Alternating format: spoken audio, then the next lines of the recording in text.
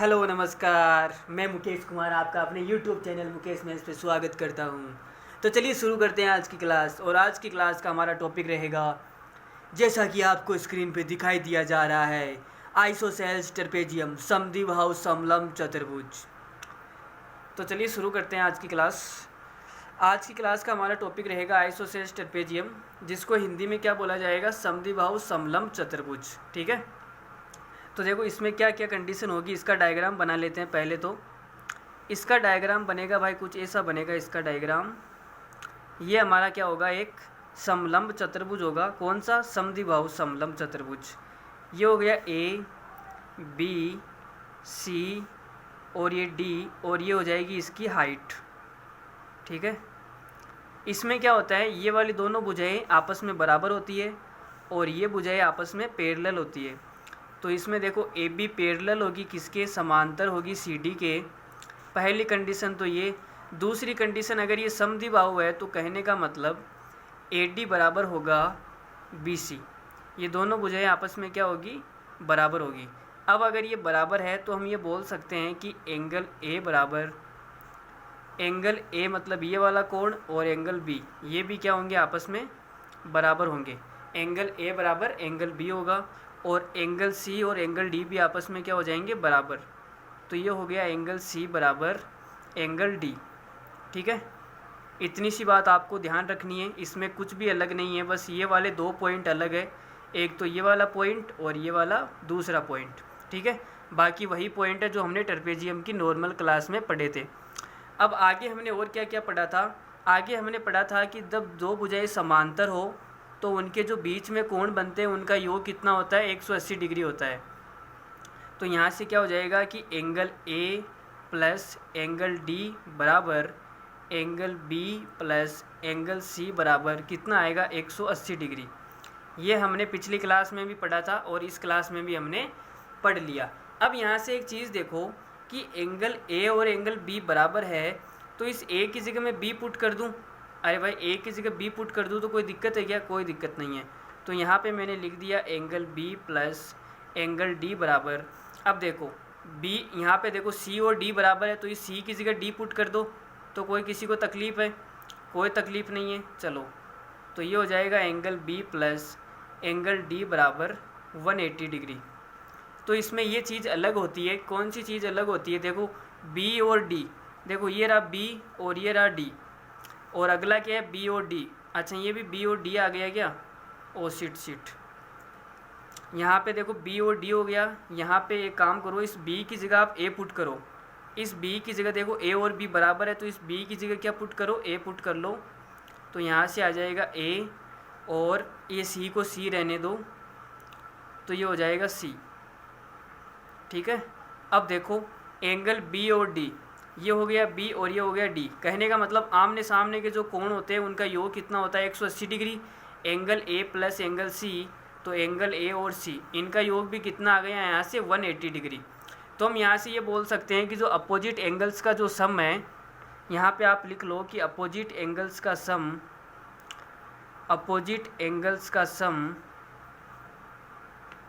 कितना आएगा, 180 डिग्री आएगा। 180 डिग्री होता है, किसके अंदर होता है, आइसोसेल्स ट्रेपेजियम के अंदर जो अपोजिट एंगल होते हैं उनका सम कितना होता है, 180 डिग्री होता है। अब अगर जिन एंगल्स का या जिनका 180 डिग्री होता है क्या सम, उसे हम क्या बोलते हैं, साइक्लिक बोलते हैं।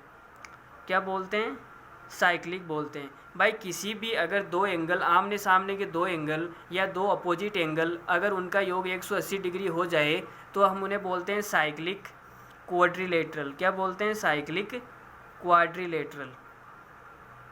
इसको हिंदी में बोलते हैं चक्रीय चतुर्भुज, चक्रीय चतुर्भुज। ठीक है, तो कहने का मतलब हमारा क्या हो गया कि जो आइसोसेल्स ट्रेपेजियम होता है ये एक साइक्लिक क्वाड्रिलेटरल भी होता है। ठीक है, साइक्लिक क्वाड्रिलेटरल क्या होता है ये मैंने आपको बता दिया कि किसी चतुर्भुज के अगर आमने सामने के या अपोजिट एंगल्स का सम 180 डिग्री हो जाए तो उसे हम क्या बोलते हैं, साइक्लिक क्वाड्रिलेटरल बोलते हैं, जिसको हिंदी में बोला जाता है चक्रीय चतुर्भुज।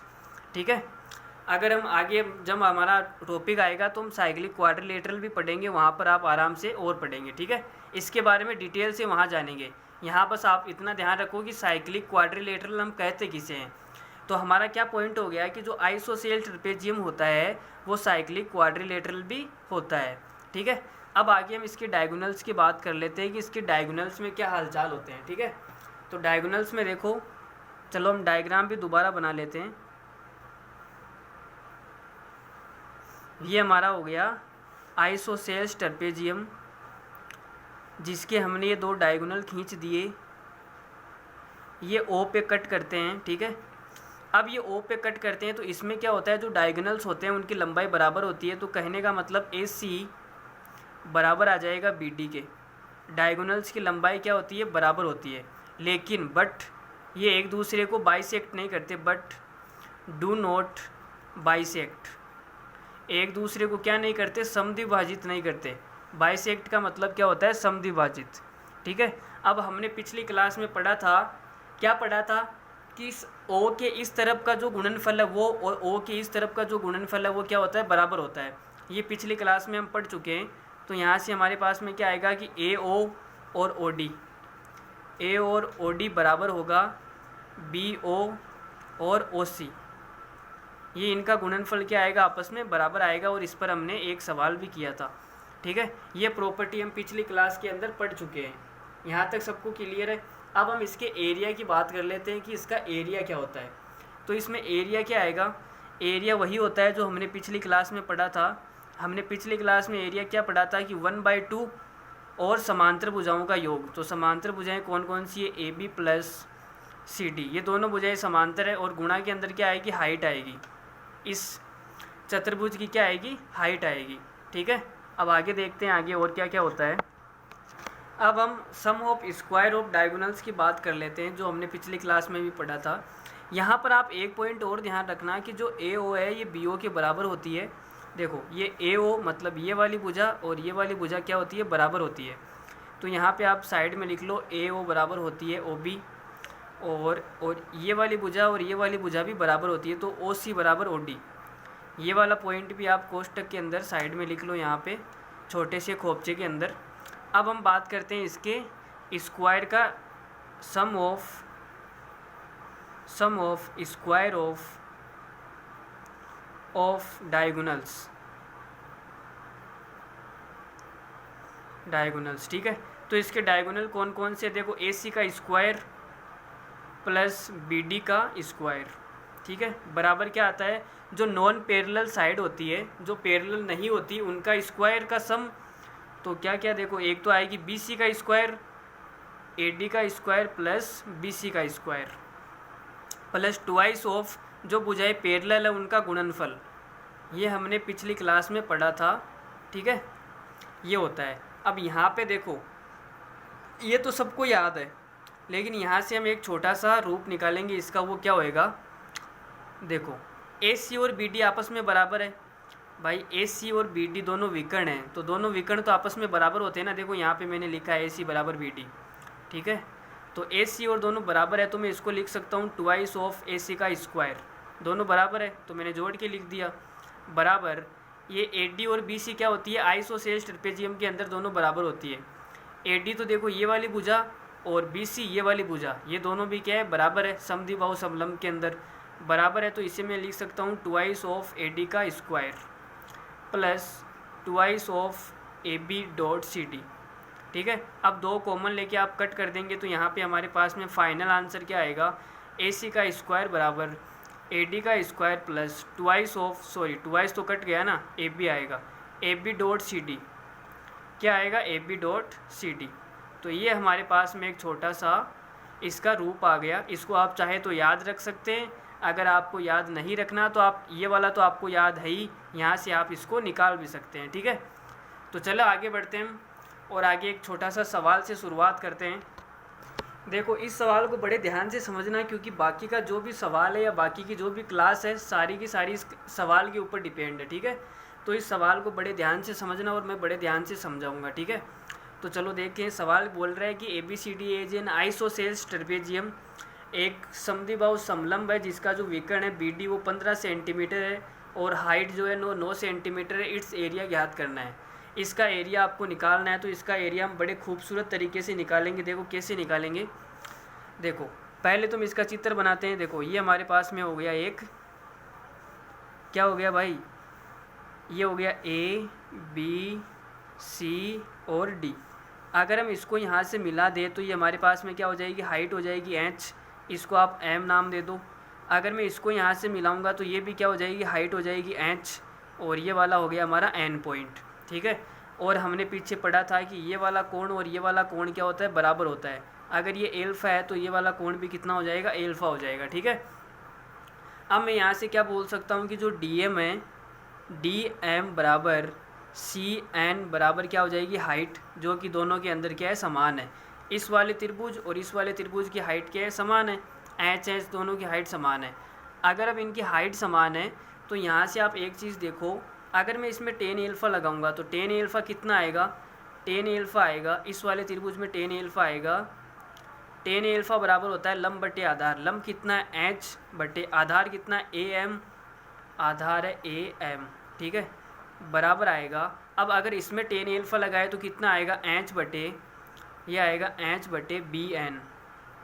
ठीक है, तो यहाँ से देखो h से h कट गया तो मेरे पास में क्या आ गया, AM बराबर BN। ये हमारे पास में आ गया एक छोटा सा रिजल्ट आ गया। ठीक है, इसका मतलब कि जो ये AM है, ये वाली भुजा और ये BN आपस में क्या होती है, बराबर होती है।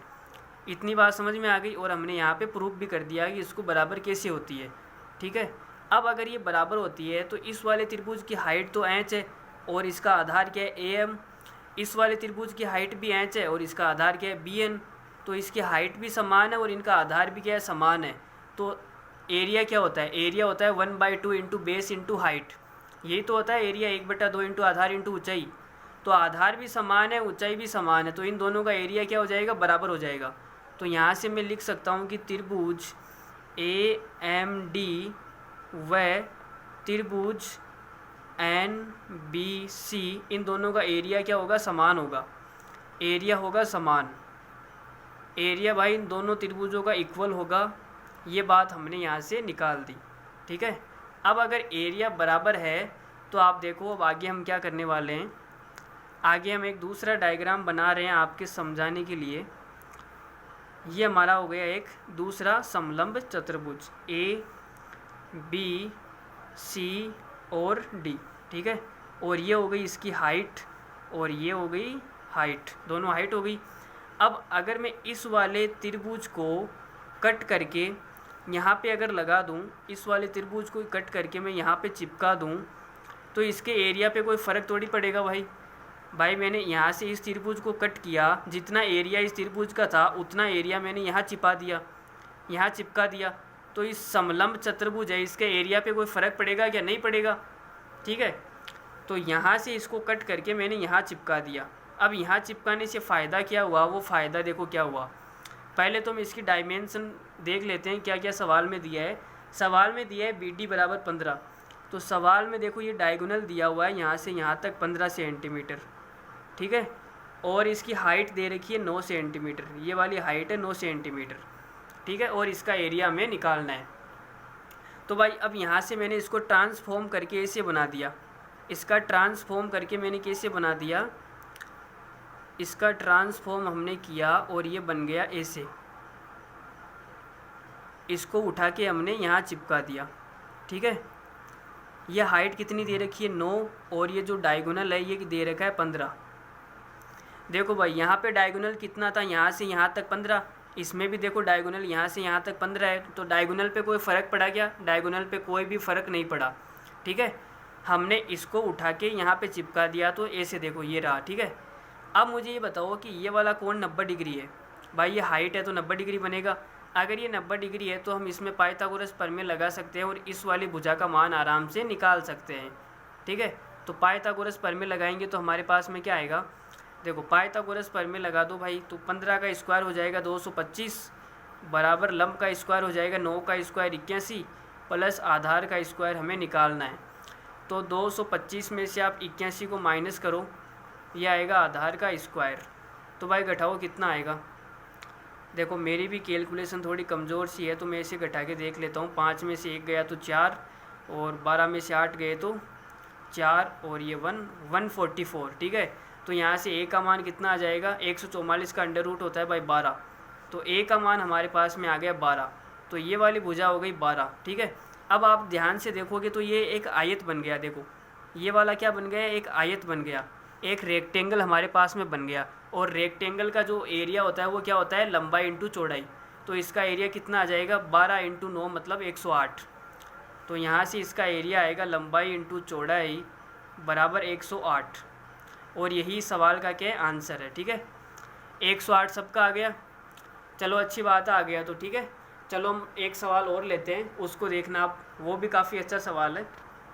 If area of N isosceles trapezium is 120 centimetre square, तो कोई समद्विबाहु समलंब चतुर्भुज आपको दिया गया है जिसका एरिया 120 सेंटीमीटर स्क्वायर है और उसकी जो हाइट है वो 8 सेंटीमीटर है, तो आपको उसका डायगोनल निकालना है, उसका विकर्ण की लंबाई क्या है कि ये आपको निकालना है। तो देखो हम चित्र बना लेते हैं। ये हमारे पास में क्या है, एक छोटा सा समद्विबाहु समलंब चतुर्भुज है, ठीक है। इसका हमने नामकरण कर दिया ABCD। अब सवाल में दिया है कि इसकी हाइट कितनी दे रखी है, आपको 8 दे रखी है, इसकी हाइट 8 है। अगर इसकी हाइट 8 है और इसका एरिया 120 सेंटीमीटर स्क्वायर है, तो इसका डायगोनल हमें ये वाला निकालना है। ये इसका एक डायगोनल है जो कि हमें प्राप्त करना है या फाइंड आउट करना है। तो देखो भाई, इस वाले एरिया को मैं कट करके अगर यहाँ पे चिपका दूँ, ये हमने यहाँ से कट करके यहाँ पे चिपका दिया, ठीक है। तो इस तरफ से ये हट जाएगा। अगर ये हट गया तो अब मुझे ये बताओ, यहाँ से ये हट गया है, ठीक है। अब हमारे पास में देखो ये क्या बन गया, रेक्टेंगल बन गया। ये हमारे पास में एक आयत बन गया। आयत का जो वो होता है ना, क्या बोलते हैं, एरिया, वो क्या होता है, लंबाई इंटू चौड़ाई, लंबाई इंटू चौड़ाई होता है। तो इसका हमें कितना दे रखा है, वो इसका एरिया दे रखा है हमें 120। तो भाई 8 तो इसकी लंबाई हो गई और इसकी चौड़ाई का हमें पता नहीं है, तो यहाँ पे लिख लो चौड़ाई बराबर एरिया आ जाएगा 120।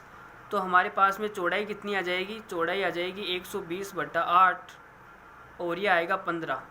तो हमें पता चल गया कि इसकी चौड़ाई कितनी है, 15, ठीक है। और यहाँ पे 90 डिग्री है। अब अगर पाइथागोरस प्रमेय लगाएंगे तो हम इसका विकर्ण आसानी से निकाल सकते हैं। हमारे पास में एक ट्रिपलेट होता है 8, 15, 17, यही तो होता है। आप पाइथागोरस प्रमेय लगा के देख लो, 15 का स्क्वायर 225, 8 का स्क्वायर 64, दोनों को जोड़ेंगे कितना आएगा, 289, और 289 का अंडर रूट करेंगे तो हमारे पास में आएगा 17। तो हमारे पास में ये डायगोनल कितना आ गया, 17, और यही सवाल का क्या है, आंसर है, ठीक है भाई। चलो आगे बढ़े, एक खूबसूरत सा सवाल और लेते हैं हम, अच्छा सा। देखो काफ़ी अच्छा सवाल है ये, देखो क्या बोल रहा है सवाल। ABCD is an isosceles trapezium. ABCD क्या है, एक समलंब चतुर्भुज है। कौन सा समलंब, समद्विबाहु, ठीक है। AB समांतर CD, और AB क्या है, CD के समांतर है। AB बराबर 2CD, डायगोनल इंटरसेक्ट 8, तो जो विकर्ण है ये इंटरसेक्ट करते हैं कहाँ, O पे कट करते हैं। एरिया ऑफ त्रिभुज AOB बराबर 84 सेंटीमीटर स्क्वायर। तो आपको निकालना है फाइंड एरिया ऑफ त्रिभुज COD, इसका एरिया आपसे पूछा गया है। तो भाई हम एक समलंब चतुर्भुज बनाते हैं। देखो ये हो गया एक समलंब चतुर्भुज, ठीक है। ये हमारा ABC और D। देखो सवाल में दिया है AB पैरेलल है CD के, तो AB CD के पैरेलल है, ठीक है। आगे इसमें दिया है कि जो विकर्ण है, जो डायगोनल्स है, ये एक दूसरे को कहाँ पे कट करते हैं, O पे कट करते हैं, ठीक है। अब मुझे ये बताओ कि अगर ये वाला कोण एल्फा है तो ये वाला कोण कितना होगा, सॉरी ये वाला कोण कितना होगा, एल्फा होगा, ठीक है। अगर ये वाला कोण बीटा है तो ये वाला कोण भी क्या होगा, बीटा। भाई अल्टरनेट एंगल है ना, एकांतर कोण है। अगर ये समांतर भुजाएं हैं तो देखो ये एकांतर कोण है। ये हमने पिछली क्लास में भी पढ़ा था, जहाँ पे जेड बन जाए ना, उल्टा जेड या उल्टा जेड कैसा भी, वो क्या होते हैं, एकांतर कोण होते हैं, ठीक है। तो ये हमारे क्या एकांतर कोण। तो एल्फा एल्फा बराबर बीटा बीटा बराबर। तो अब इस वाले त्रिभुज को देखो, आपको क्या दिख रहा है कि दोनों एंगल बराबर है। इस वाले त्रिभुज के दो एंगल इस वाले त्रिभुज के दो एंगल के बराबर है। अगर दो एंगल बराबर हो जाए किसी भी त्रिभुज के, तो समरूपता नियम लग जाएगा वहाँ पे, डबल ए नियम से वो दोनों क्या हो जाएंगे, समरूप हो जाएंगे। अब यहाँ से देखो और क्या बोला है, AB बराबर 2CD। अगर CD का मान 1 है, CD का मान 1 है, तो AB का मान कितना हो जाएगा, 2। तो मैं ये बोल सकता हूँ कि ये वाला त्रिभुज COD सिमिलर होगा किसके सिमिलर होगा, त्रिभुज AOB के। AOB ये दोनों त्रिभुज आपस में क्या हो जाएंगे, सिमिलर हो जाएंगे AA नियम से। कौन से नियम से हो जाएंगे, AA नियम से। ये हम पीछे पढ़ चुके हैं सिमिलरिटी के अंदर। AA नियम से क्या हो गए, समरूप हो गए। अब अगर समरूप हो गए और इनकी भुजा का अनुपात कितना दे रखा है, साइड का अनुपात दे रखा है। इस वाले त्रिभुज की भुजा 1 अनुपात AOB की भुजा कितनी है, 2। तो साइड का अनुपात कितना है, 1:2। अगर साइड का अनुपात 1:2 है तो इसके एरिया का अनुपात कितना आएगा, एरिया का अनुपात होता है साइड का स्क्वायर। तो 1 का स्क्वायर 1 और 2 का स्क्वायर 4, ये हो जाएगा एरिया का स्क्वायर। अब हमें क्या बोला है, सवाल में बोला है कि एरिया ऑफ AOB 84। तो देखो AOB 4 की वैल्यू सवाल में दे रखी है 84 सेंटीमीटर स्क्वायर। 4 की वैल्यू अगर 84 है तो 1 की वैल्यू कितनी आएगी, वो आएगी 21। भाई 21 चौक 84 होता है ना, 21 सेंटीमीटर स्क्वायर। तो हमारा इस सवाल का आंसर कितना है, वो हो जाएगा 21। ठीक है, चलो आगे एक खूबसूरत सा सवाल और लेते हैं। बढ़िया सा धमाकेदार सवाल है इस बार, तो फिर मज़ा आ जाएगा देखना आप। तो बहुत ही अच्छा सवाल है ये, देखो वीडियो को पॉज करके सवाल को करने की कोशिश करो, बड़ा अच्छा सवाल है। चलो नहीं हुआ तो देखो मैं बताता हूँ, सवाल की हिंदी सुन लो पहले। तो क्या बोल रहा है सवाल ये बोलना चाह रहा है कि if area of N isosceles trapezium is 176 centimetre square. तो कोई समद्विबाहु समलंब चतुर्भुज है जिसका एरिया आपको दिया गया है 176 सेंटीमीटर स्क्वायर। ठीक है, ratio of their parallel side, जो इनकी समांतर भुजाएं हैं उनका रेशियो 7:4 है। हाइट इज इक्वल टू, जो हाइट है वो किसके बराबर है, 2/11 of sum of parallel sides. जो भुजाएं समांतर है उनका योग करने पर उनका 2/11 करने पर क्या आएगी, हाइट आएगी। और निकालना क्या है, फाइंड इट्स डायगोनल, और उसका विकर्ण निकालना है आपको कि उसका विकर्ण क्या होएगा। ठीक है, तो भाई निकालते हैं। देखो पहली बात तो ये है कि अगर कोई भी रेशियो है, अगर हम किसी भी संख्या से उसे गुणा कर दें या भाग कर दें तो रेशियो पे कोई फ़र्क नहीं पड़ता है। तो हम एक काम करते हैं, 7/4 को 2 से गुणा कर देते हैं। 7/4 की जगह हम क्या यूज़ करेंगे, 7/4 की जगह हम यूज़ करने वाले हैं 2 से गुणा करने पर यह आएगा 14:8। ठीक है, तो हम 14:8 यूज़ करेंगे। अब यूज़ क्यों करेंगे ये भी आप देखना। अगर हम 7:4 यूज़ करते तो पॉइंटों में आता, ठीक है, लेकिन ये वाला यूज़ करेंगे तो पॉइंट में नहीं आएगा भाई, बट्टा बट्टा कुछ नहीं आएगा। देखना इसका डायग्राम बनाते हैं। तो ये भाई ये हो गया हमारे पास में एक समद्विबाहु समलंब चतुर्भुज जिसकी ये हो गई हाइट और ये भी हो गई हाइट। और सवाल में दिया है कि पैरेलल भुजाओं का जो अनुपात है 14:8 है। ठीक है, तो नीचे वाली भुजा कितनी हो जाएगी, 14। तो ये वाली भुजा हो गई 14 और ऊपर वाली भुजा कितनी है, 8 है। ठीक है, अब अगर ये 8 है तो ये भी कितनी हो जाएगी, 8 हो जाएगी। अब 8 हो गई लेकिन टोटल कितनी है, टोटल 14 है। पीछे कितनी बच गई, 6। भाई यहाँ से यहाँ तक तो 8 हो गई, बाकी जो ये बच गई ये कितनी हो जाएगी, 6। और 6 में से ये दोनों हमने क्या देखा था, बराबर होती है। तो ये वाली हो जाएगी 3 और ये वाली भी 3। भाई दोनों बराबर होती है ना, हमने पीछे पढ़ा है और हमने सिद्ध भी किया था, वहाँ tan अल्फा लगाया था, दोनों को बराबर किया था वहाँ पे, है ना। तो ये दोनों क्या होती है, बराबर होती है। और यहाँ पे 90 डिग्री बन गया और इसका विकर्ण निकालना है। तो इसका विकर्ण देख लो, ये हमने इसका विकर्ण खींच दिया, ये इसका हो गया विकर्ण। आगे क्या बोला है, आगे बोला है इसकी हाइट। तो इसकी हाइट क्या आएगी, देखो हाइट बराबर होता है, इसमें बोला है equal to 2/11 of sum of parallel sides, जो पैरेलल भुजाएं हैं उनका योग। तो भाई ये रेशियो है तो हम इसको के मान लेते हैं। ये 14 के और ये 8 के, तो ये वाली भुजा हो जाएगी 8 के और ये वाली 14 के हो जाएगी 8 के, 3 के और 3 के। ठीक है, ये हमने इसको के मान लिया। ठीक है, अब देखो, अब पैरेलल भुजाओं का योग कर दो भाई, तो ये आएगा 14 के प्लस 8 के बराबर 14 8 हो जाएगा 22 और 22 11 से 2 बार कटेगा तो 2 दूनी हो जाएगा 4। इसकी हाइट आ जाएगी 4 के, तो इसकी हाइट आ गई हमारे पास में 4 के।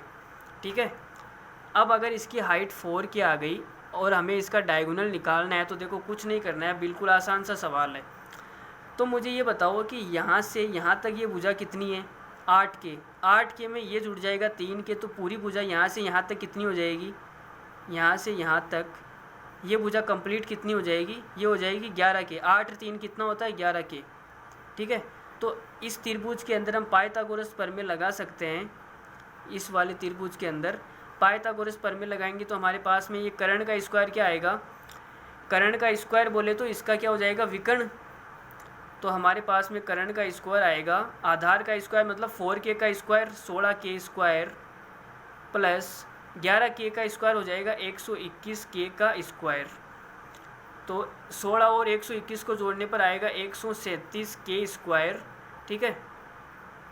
और फिर इसका अंडर रूट करेंगे तो अंडर रूट में 137 तो बाहर आएगा नहीं, k स्क्वायर बाहर आएगा तो k बन जाएगा, ठीक है। तो इस वाले की लंबाई आ गई हमारे पास में 137k, ठीक है। इसकी लंबाई आ गई ये। अब हमें निकालना है k का मान। तो k का मान निकालने के लिए सवाल में हमें दे रखा है कि इसका एरिया कितना है। देखो इसका एरिया हमें सवाल में दे रखा है 176 सेंटीमीटर स्क्वायर। तो एरिया क्या होता है भाई, देखो ये रेक्टेंगल बन गया, आयत बन गया, इसको उठा के यहाँ चिपका देंगे तो आयत बन जाएगा। और आयत का एरिया होता है लंबाई इंटू चौड़ाई। तो इसकी लंबाई कितनी है, यहाँ से यहाँ तक 11k भाई, यहाँ से यहाँ तक लंबाई हो गई 11k और चौड़ाई कितनी हो गई 4k। तो यह आएगा 11k गुणा 4k बराबर इसका एरिया है 176। तो ये कितना कटेगा, देखो k स्क्वायर बराबर 11 चौक 44, 44 से 176 कितनी बार कटेगा, 4 बार कटेगा। तो यहाँ से k का मान कितना आ जाएगा, k का मान आएगा 2, ठीक है। ये k का मान हम यहाँ पुट कर देंगे, यहाँ पुट कर दो तो विकर्ण का मान कितना आ जाएगा 2√137।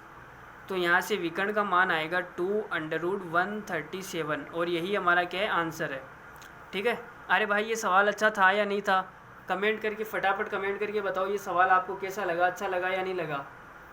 भाई मुझे तो बड़ा अच्छा सवाल लगा ये, ठीक है। अरे हम एरिया है ना वैसे भी निकाल सकते हैं, 1/2 इंटू समांतर भुजाओं का योग इंटू हाइट। वो कितना बेकार तरीका हो जाएगा, हम वैसे बिल्कुल भी नहीं निकालने वाले, हम ऐसे ही निकालेंगे, ठीक है। चलो आगे लेते हैं, एक सवाल और लेते हैं। ABCD is a cyclic trapezium. Cyclic trapezium का मतलब होता है आइसोसेल्स ट्रेपेजियम, ठीक है। अभी हमने पीछे पढ़ा था कि जो आइसोसेल्स ट्रेपेजियम होता है वो साइक्लिक ट्रेपेजियम होता है, ठीक है, यही पढ़ा था। तो जो साइक्लिक ट्रेपेजियम होता है वो आइसोसेल्स ट्रेपेजियम होता है। थोड़ा सा सवाल को घुमा के लिखा है तो आप समझ जाना, साइक्लिक ट्रेपेजियम का मतलब क्या होता है, आइसोसेल्स ट्रेपेजियम होता है। विद AB समांतर CD, AB और CD समांतर है। AB इज डायमीटर, अच्छा AB डायमीटर है, डायमीटर का मतलब व्यास है। अच्छा इसने वृत्त के अंदर बनाया है, ये साइक्लिक है ना, इसके लिए वृत्त के अंदर बनाया है। चलो कोई ना, BC बराबर 2, AB बराबर 8, CD बराबर आपको निकालना है। तो देखो हम भी वृत्त के अंदर बना देते हैं। ये हो गया हमारा वृत्त, ठीक है भाई। थोड़ा सा गलत बनाया तो जैसा भी बनाया आप समझ जाना। और ये हो गया हमारा इसका व्यास AB, व्यास हो गया AB। अब इसके अंदर हमें बनाना है साइक्लिक ट्रेपेजियम। तो ये बन जाएगा इसका, ऐसे बनेगा भाई, ये ऐसे बनेगा, ठीक है।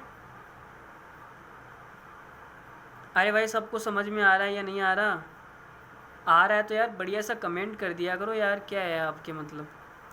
चलो कोई ना, देखो ये हमारा बन गया साइक्लिक ट्रेपेजियम। साइक्लिक वही होता है जिसके चारों कोने किसी वृत्त से गुजरे, उसे हम बोलते हैं साइक्लिक।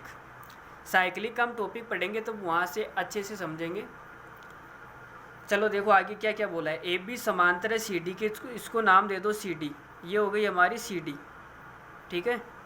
और इसमें बोला है कि जो BC है वो 2 है, तो इस वाली भुजा का मान 2 है। AB का मान 8 है, AB का मान कितना 8 है। CD का मान आपको निकालना है। तो CD का मान निकालने के लिए मैं एक काम करता हूँ, इसकी हाइट बना लेता हूँ। ये क्या हो गई, इसकी हाइट हो गई, इन दोनों की क्या हो गई, हाइट हो गई। अब इस 8 में से अगर मैं ये वाली भुजा और ये वाली भुजा घटा दूंगा तो मेरे पास में क्या आएगी, ये वाली भुजा आएगी। और ये वाली भुजा इस CD के बराबर ही तो आएगी भाई, यही तो होता है। ये दोनों भुजाएं आपस में क्या होती है, ये वाली और ये वाली बराबर होती है। अगर इस 8 में से, इस पूरी में से इतनी सी और इतनी सी निकाल दूंगा तो मेरे पास में यहाँ से यहाँ तक बचेगी और वो क्या हो जाएगी, CD के बराबर हो जाएगी, ठीक है। तो मैं एक काम करता हूँ, इस वाली भुजा को x मान लेता हूँ कि यहाँ से यहाँ तक ये क्या है, x है, ये छोटी वाली। तो ये भी x हो जाएगी, यहाँ से यहाँ तक ये भी क्या हो गई, x हो गई। अब मुझे CD निकालना है, तो CD के लिए मुझे क्या करना पड़ेगा, 8 में से x और x दोनों को घटा दो 2x, तो सी डी का मान आएगा मेरे पास में 8 माइनस 2x। ठीक है, अरे भाई यही तो आने वाला है, और कुछ आएगा या नहीं आएगा। चलो देखो अब एक इसका विकर्ण खींचते हैं हम। तो देखो ये हो गया इसका विकर्ण, कोई सा भी एक विकर्ण खींच लो, ये हो गया विकर्ण। अब हमने एक थ्योरम पढ़ी थी सर्किल के अंदर, सॉरी अभी तो हमने सर्किल पढ़ा ही नहीं, तो थ्योरम कहाँ से पढ़ेंगे। देखो सर्किल के अंदर एक थ्योरम होती है, कि वो थ्योरम क्या होती है कि सेमी सर्किल के अंदर देखो ये क्या है, व्यास है, तो इधर ऊपर वाला आधा हो जाएगा, नीचे वाला आधा हो जाएगा। भाई व्यास तो बीचों बीच होता है, तो सेमी सर्किल के अंदर जो कोण बनता है उसे हम क्या बोलते हैं, समकोण बोलते हैं। 90 डिग्री का कोण बनता है। अर्धवृत्त के अंदर बना हमेशा कोण 90 डिग्री का होता है। ठीक है, तो यहाँ पे जो कोण बनेगा वो 90 डिग्री का बनेगा। सेमी सर्किल के अंदर जो भी कोण बनता है वो हमेशा 90 डिग्री का बनता है। तो ये वाला कोण कितना बनेगा, 90 डिग्री का बनेगा। अब ये 90 डिग्री का बन गया, ये तो पहले से ही 90 डिग्री का है, बाय हाइट है, तो इस वाले को हम एल्फ़ा मान लेते हैं। देखो ये वाला हो गया हमारा एल्फ़ा। तो हमें ये वाली भुजा पता है और ये वाली भुजा निकालनी है। तो देखो एल्फ़ा के सामने वाला तो हो गया लंब, तो लंब को तो हमें छेड़ना नहीं है, हमें आधार और कर्ण में संबंध लेना है। आधार और कर्ण में संबंध होता है कोस के अंदर, तो हम यहाँ पे कोस एल्फ़ा लेते हैं। कोस एल्फ़ा क्या होता है, आधार बटे कर्ण। तो इस छोटे वाले त्रिभुज में देखो, इस वाले त्रिभुज में आधार कितना है, आधार x, और कर्ण कितना है, कर्ण है 2। ठीक है, अब हम बड़े वाले त्रिभुज में कोस एल्फ़ा निकालेंगे बड़े वाले में, तो बड़े वाले में 90 डिग्री के सामने वाला ये तो हो जाएगा कर्ण, और एल्फ़ा के सामने हो जाएगा लंब।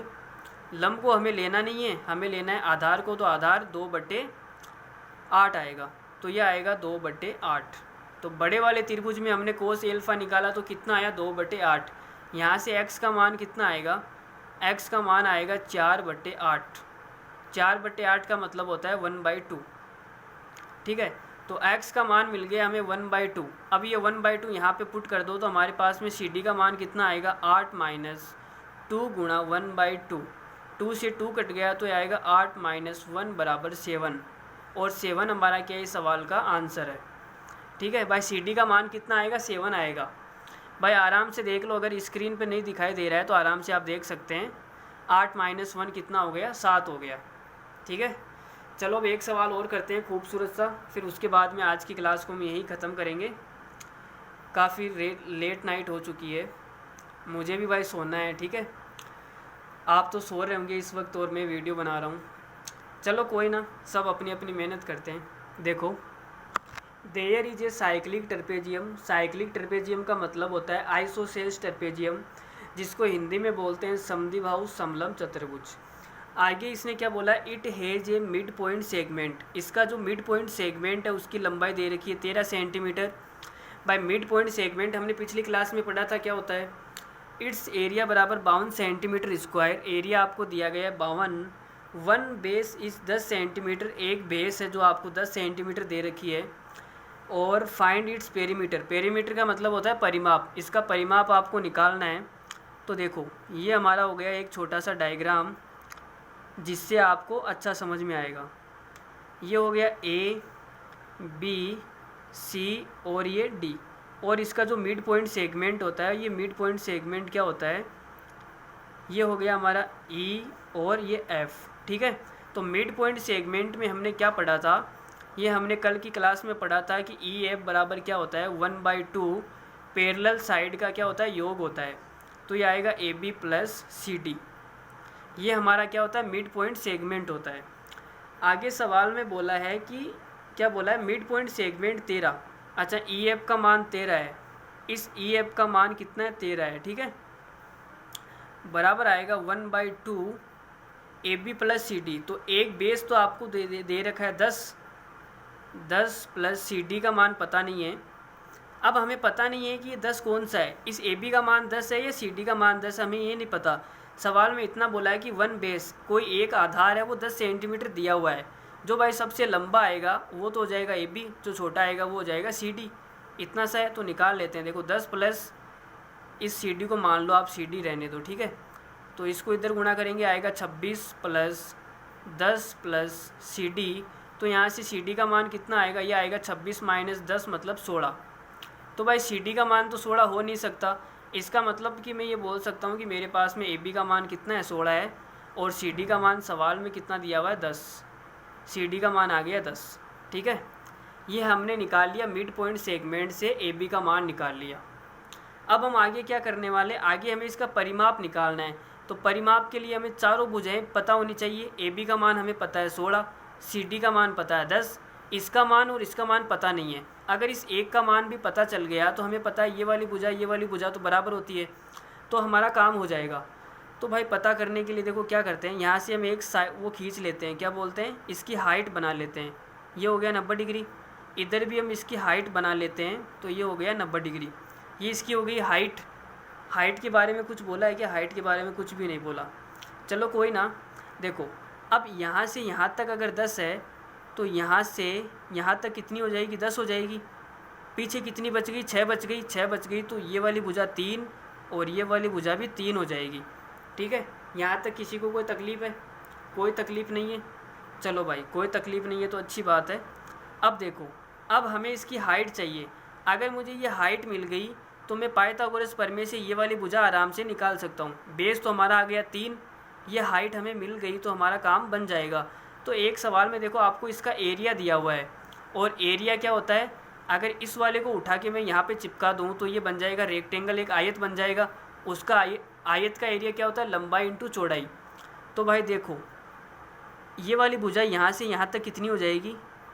यहाँ से यहाँ तक हो जाएगी 13। 10 और 3 13, तो लंबाई तो होगी 13 और चौड़ाई कितनी है? h। तो चौड़ाई तो हमारी हाइट इंटू लंबाई दे रखी है 13 और इसका एरिया कितना आएगा? 52। तो h बराबर हमारे पास में आ जाएगा 13 चौक 52 मतलब 4। h का मान मिल गया भाई हमें 4, तो हमें पता चल गया h का मान होता है 4।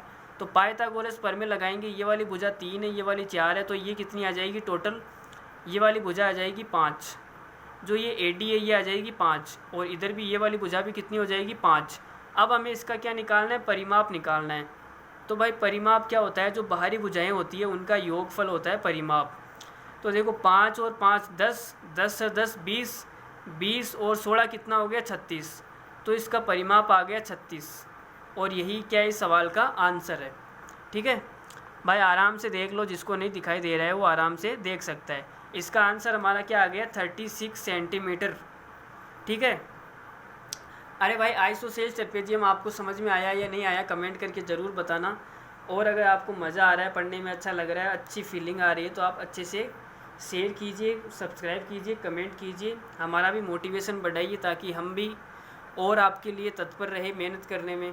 ठीक है, तो चलिए भाई मिलते हैं अगली वीडियो में। और अगली वीडियो हमारी किसकी रहेगी? अगली वीडियो हमारी रहेगी पॉलीगन की। ठीक है, उसमें हम क्या पढ़ने वाले? पॉलीगन पढ़ने वाले, बहुभुज पढ़ने वाले हैं। तो मिलते हैं अगली वीडियो में, तब तक के लिए टेक केयर, ध्यान रखिए अपना, और अपने साथ साथ उसका भी ध्यान रखिए। तो चलो मिलते हैं अगली वीडियो में, तब तक के लिए बाय, टेक केयर, धन्यवाद, thank you very much, bye bye, good night.